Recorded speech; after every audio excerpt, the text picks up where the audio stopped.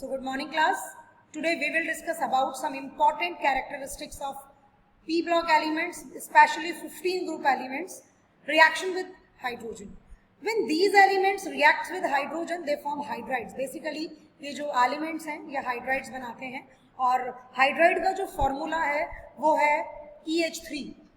E मतलब होगा आपका एलिमेंट, वो नाइट्रोजन भी हो सकता है, फॉस्फोरस हो सकता है, आर्सेनिक, एंटीमनी एंड बिस्मथ, कुछ भी हो सकता है और उसके साथ में 3 hydrogen atoms. Basically this is the formula of hydride which is formed by group 15 elements. Now the most important question with this part, with this reactivity of hydrogen is that कि what is the order of the hydrides when you move down the group. Order क्या होगा उनका, उनकी basicity का या उनके acidity का. बेटा आप कोई भी एक ऑर्डर याद कर लीजिए, कोई भी एक, या तो एसिडिटी का ऑर्डर याद कर लीजिए या बेसिसिटी का ऑर्डर याद कर लीजिए. आपने जो भी कोई ऑर्डर याद कर लिया, दूसरा ऑर्डर जो होगा वो उसका ऑपोजिट होगा. तो दोनों ऑर्डर याद करने की जरूरत नहीं. That just simply creates a confusion. वो कंफ्यूजन क्रिएट करेगा, उससे ज्यादा कुछ क्रिएट नहीं करेगा. तो you here learn only the basic, जो बेसिसिटी है उसका ऑर्डर याद कर लीजिए. When you move down the group basicity goes on decreasing, और इसका सीधा सीधा सा रीजन है because down the group, when we move down the group metallic character increases. Metallic character increase होगा और जितना ज्यादा मेटालिक कैरेक्टर इंक्रीज होगा इनकी जो हाइड्राइड्स हैं उनकी बेसिसिटी कम होती जाएगी. एक रीजन तो ये है. दूसरा रीजन क्या है? दूसरा रीजन है कि ये रिड्यूसिंग एजेंट्स की तरह बिहेव करते हैं, ठीक है. और जैसे जैसे आप डाउन द ग्रुप जाएंगे रिड्यूसिंग कैरेक्टर बढ़ेगा, क्योंकि मेटल्स में रिड्यूसिंग कैरेक्टर ज्यादा होता है और ऑक्सीडाइजिंग कैरेक्टर कम होता है. That is the reason.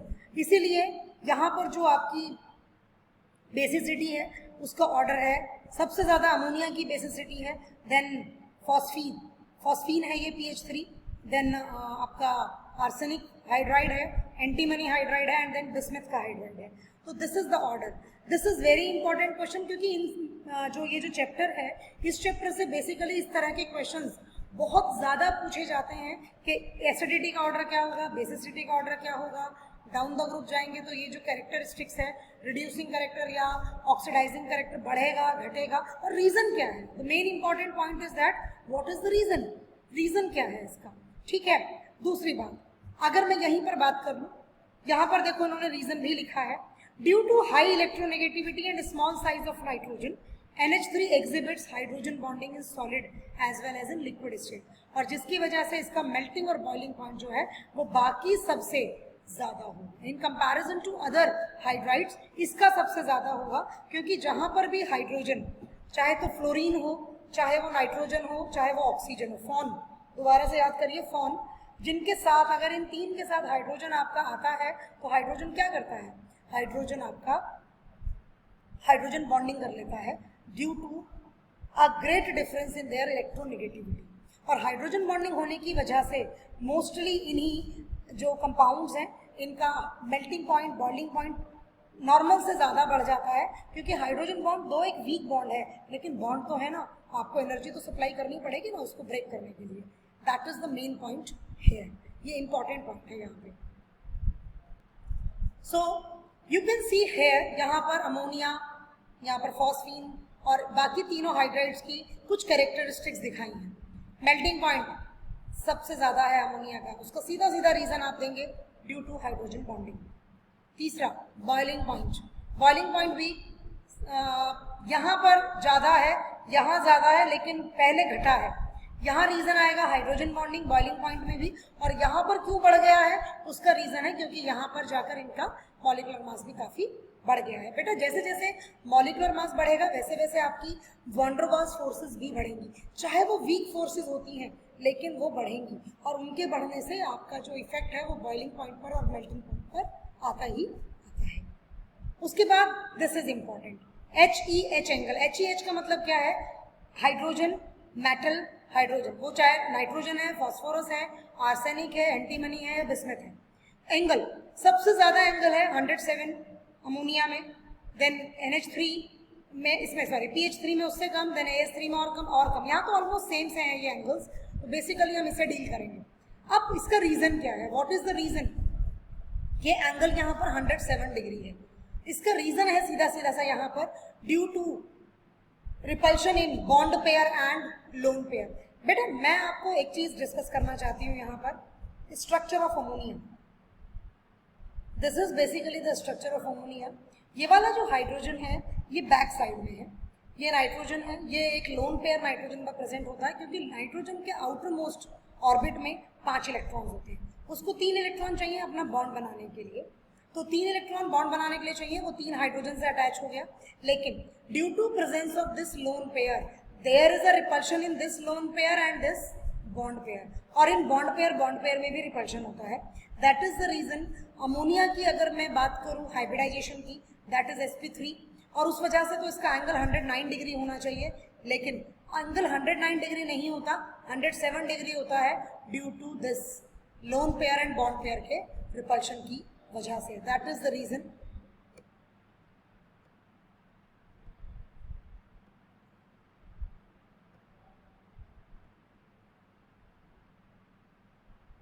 आप ऐसे भी देख सकते हैं, आप इसको इस तरीके से भी रिप्रेजेंट कर सकते हैं, कोई प्रॉब्लम नहीं है।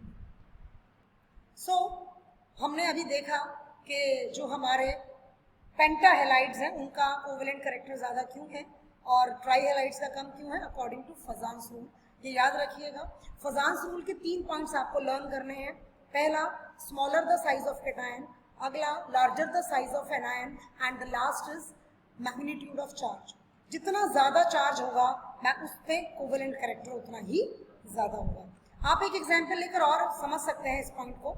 NaCl, then MgCl2, then AlCl3, NaCl, MgCl2, AlCl3, इस पॉइंट को भी आप समझ सकते हैं। चलिए मैं आपको लिख देती हूँ तीनों points. NaCl, then next is MgCl2, this is your next compound,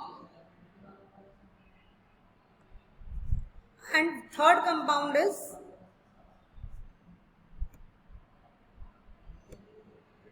your AlCl3, मतलब aluminium chloride, LCl3, this is your third compound। बेटा अगर आप इन तीनों को अगर आप देखें, इन तीनों को अगर आप कंपेयर करें, यहाँ पर जो एनायन है आपका वो सेम है, लेकिन कैटायन जो है वो तीनों अलग अलग है। आप Na को देखिए, जो आपका Na है +1 चार्ज है, Mg +2 चार्ज है, Al +3 चार्ज है। और एक चीज़ और देखिए, जब आप अक्रॉस अ पीरियड मूव करते हैं तो साइज लेफ्ट से राइट जाने पर डिक्रीज होता है। तो सबसे छोटा साइज इसका है, उससे बड़ा इसका है, उससे बड़ा इसका है, तो इसका मतलब सबसे ज्यादा कोवेलेंट कैरेक्टर यहाँ पर होगा। Now I think this point is very much clear to all of you. आप सबको ये पॉइंट बिल्कुल अच्छे से समझ आया होगा कि हम किस तरीके से फाइंड आउट करेंगे अपना फजान्स रूल के according covalent character. Next point है आपका रिएक्टिविटी टुवर्ड्स मेटल। मेटल की रिएक्टिविटी, बेटा मेटल की रिएक्टिविटी जो है वो शो करती है कि जो कंपाउंड्स हैं, कि जितने भी एलिमेंट्स हैं, ये मेटल्स के साथ भी बाइनरी कंपाउंड्स बनाते हैं और +3 ऑक्सीडेशन स्टेट में बेसिकली, जैसे कि कैल्शियम नाइट्राइड, जैसे कि calcium phosphide, sodium arsenide, zinc antimonide, magnesium bismuthide. These are the compounds. ये वाला जो पॉइंट है ये आपको लर्न करना है। बहुत बार एक एक नंबर में क्वेश्चन पूछ लिया जाता है कि जब हम इन मेटल्स के रिएक्शन करवाते हैं इन एलिमेंट्स की ग्रुप 15 एलिमेंट्स की मेटल्स के साथ, तो वो क्या बनाते हैं, बेसिकली वो ये जो है नाइट्राइड्स बना रहे हैं, फॉस्फाइड्स मतलब अजाइड्स बनाते हैं, basically they form azides. Now some questions are given in your book. First question है, though nitrogen exhibit +5 oxidation state, it does not form pentahalide, give reason. उसका रीजन है उसमें d ऑर्बिटल नहीं होता। अगला question, pH3 has lower boiling point than NH3। Simple सी बात है, नाइट्रोजन आ गया, हाइड्रोजन आ गया, तो हाइड्रोजन बॉन्डिंग होनी ही है, जबकि pH3 में हाइड्रोजन बॉन्डिंग नहीं होगी। That is the reason. Now दो क्वेश्चन आपको यहाँ पर इंटेक्स दिए हैं। Why are pentahalides of phosphorus, arsenic, antimony and bismuth more covalent than their trihalides. मैंने अभी ये पॉइंट डिस्कस किया है, ऐसा क्यों है, ठीक है। नेक्स्ट क्वेश्चन है, why is bismuth hydride BiH3 the strongest reducing agent among all the hydrides of group 15. अब इसका जो क्वेश्चन है वो बॉन्ड लेंथ पर जाता है, तो वो बॉन्ड लेंथ के हिसाब से आप इसको डिस्कस करेंगे. I think this all much is very much clear to all of you. आप सब लोगों को प्रॉपरली समझ आया होगा मैंने जो यहाँ पर समझाने की आपको कोशिश की है. इससे अगला जो टॉपिक है डाइनाइट्रोजन, ये मैं पहले अपनी स्लाइड्स में पहली जो मेरी लाइव क्लास हुई थी उसमें डिस्कस कर चुकी हूँ, तो now I am not going to discuss this again. इसकी प्रॉपर्टीज भी मैं आपसे डिस्कस कर चुकी हूँ, यूजेस भी डिस्कस कर चुकी हूँ. अमोनिया भी मैं आपसे डिस्कस कर चुकी हूँ, ammonia I have discussed. Ammonia का जो ये फ्लो चार्ट है ये मैंने डिस्कस नहीं किया था, I want to discuss this. देखिए ये प्लांट है जिसमें अमोनिया बन रहा है. अमोनिया किस तरीके से बनता है, this is the plant which is showing you how we prepare ammonia in on large scale. हम लार्ज स्केल पर अमोनिया को कैसे बनाते हैं. हाइड्रोजन एक पार्ट से गया, नाइट्रोजन एक पार्ट से गया, कंप्रेसर यहाँ पर हमने डाला है और वो इतना कंप्रेस कर रहा है आपके वॉल्यूम को. देन ये यहाँ से पास हुआ और कैटालिस्ट आयरन ऑक्साइड हम यूज करते हैं as a catalyst, aluminium oxide with potassium oxide, ये तीनों चीज मिलकर हमारे एज अ कैटालिस्ट यूज होते हैं. और ये जो हमारा कॉम्बिनेशन यहाँ से निकला ये सीधा यहाँ जाएगा. यहाँ जैसे ही जाएगा in the presence of this catalyst nitrogen and hydrogen combined with each other to form ammonia. लेकिन यहाँ पर मिक्सचर तीनों का मिलेगा और वो तीनों का जो मिक्सचर है वो इस टैंक में जाएगा. अब यहाँ पर हम क्या करते हैं, लिक्विफाई करते हैं. एक्चुअली अमोनिया का जो लिक्विड होने का, मेल्ट होने का जो टेम्परेचर है that is less in comparison to nitrogen and hydrogen. तो यहाँ पर अमोनिया आपकी लिक्विफाई हो जाएगी लेकिन नाइट्रोजन एंड हाइड्रोजन लिक्विफाई नहीं होंगे.